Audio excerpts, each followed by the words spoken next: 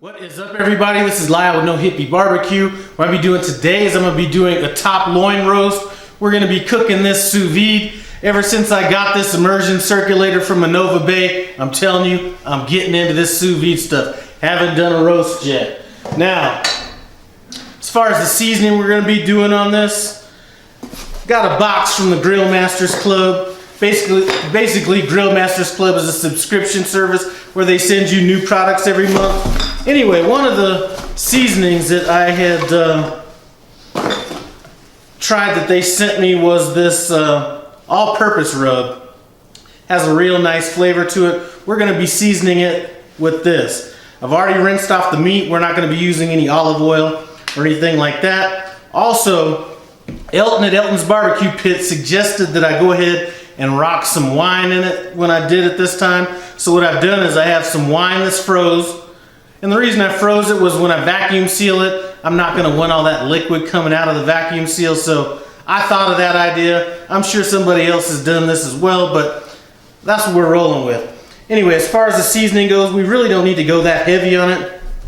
Two reasons is that I will be seasoning this later because we are going to sear it. I may broil it. Anyway, we are going to finish this off with some kind of a high heat method once this is done cooking.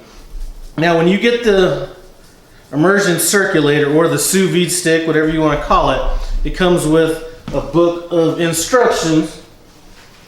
So the book of instructions says for roast, minimum cook time is going to be 10 hours.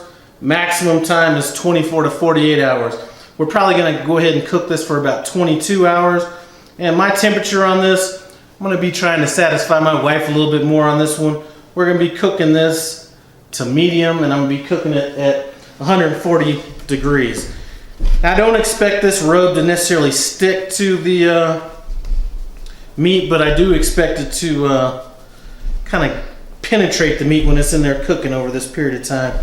We're going to be using some of that juice to kind of make a little bit of a sauce down the road. Anyway, I have this seasoned up. I'm going to go ahead and wash my hands. Then we'll get vacuum sealing this up. We got our bag that we're going to be putting our roast in. First thing I'm going to do is flip it inside out, at least the top about ½ inch, just so there's no liquid that gets on that lip.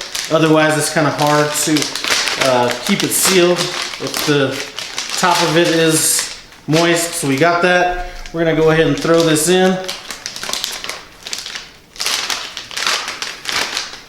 And let me go ahead and move that cutting board. All right, now we got that in. I'm going to go ahead and we're going to add our frozen wine to it.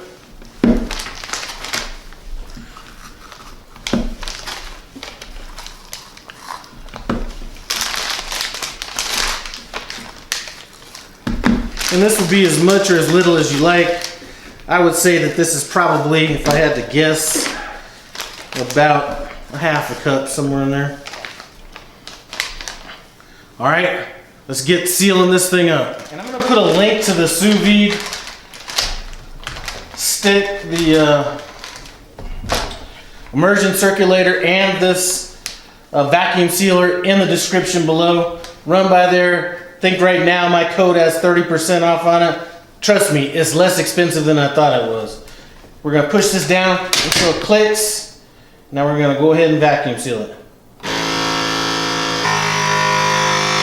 So it looks like my plan's working pretty good. If I wasn't filming, I would have actually probably been able to have that even work a little bit better because the wine did kind of get a little thawed when I did it, but we're looking good. All right, there we go, vacuum sealed up. I am gonna go ahead and rinse some of this liquid off of this bag, and then we'll get this in the water and go for 20 to 24 hours. Now we have our pot filled with water, about 3/4 of the way. We're gonna go ahead and throw our roast in here. And you know what, that should fit right there. I'll go ahead and turn on the circulator. What we're gonna do, hold the button for 5 seconds. Gonna adjust the temperature. We're gonna go to 140. Oops, wrong button, sorry. 140, and our time we're gonna put on, let's just go 20 hours. Hit start, boom, it's gonna start going. So we're just gonna go ahead and let this roll for another 20 hours. If you wanted to, you could have added butter to, added butter in the meat along with the wine, things like that. I will possibly have to fill this up with water as it kind of cooks along. If a pot like this wouldn't have worked for this roast, I could have always moved it to a crock pot insert. I decided to go ahead and let that go for a full 25 hours. I have about 30 more minutes before I hit that mark. One thing I did have to do was I did switch pots. Since this roast was so big, I went ahead and changed it out for a crock pot insert, and then I put a glass on top of it to hold it down. I did need to add a little bit of water along the way, but not much. Once we hit the 25th hour, I'm going to go ahead and remove it, let that cool down a little bit, then I'm going to drain the liquid. And I'm going to be using that in a sauce. I'm not going to be doing a video on that. We're going to pick this up when I get to searing this off. We're just going to go ahead and sear this off on the stove. I have some stuff in the oven right now, so let's just do it on the stove. Might even be a little bit easier. If I were to do it in the oven, I was going to have that cast iron skillet heated up, throw it fat side down, have my broiler on, and that would have done it. But we're just going to go ahead and do it on the stove. Before we do that, I'm going to go ahead and hit it again with this rub that I spoke about earlier from Grillmasters Club.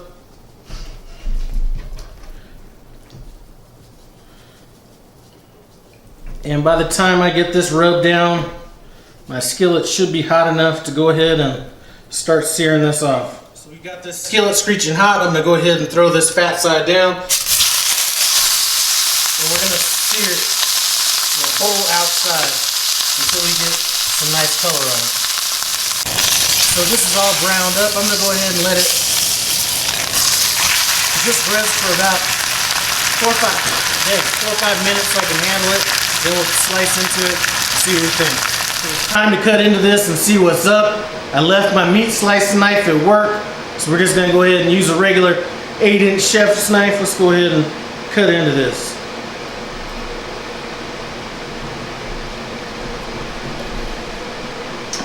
And I'm going to say it looks beautiful. I'm going about 1/2-inch slices. When I'm done slicing this, I'll bring you guys in so you can take a look at this color, but it looks outstanding. So let's get into this and see what's up.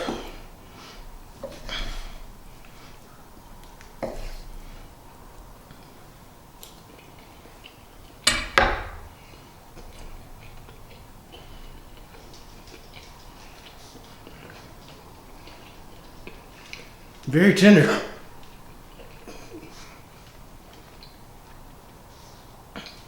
Now, I cooked this at 140 to be kind of more towards that medium side.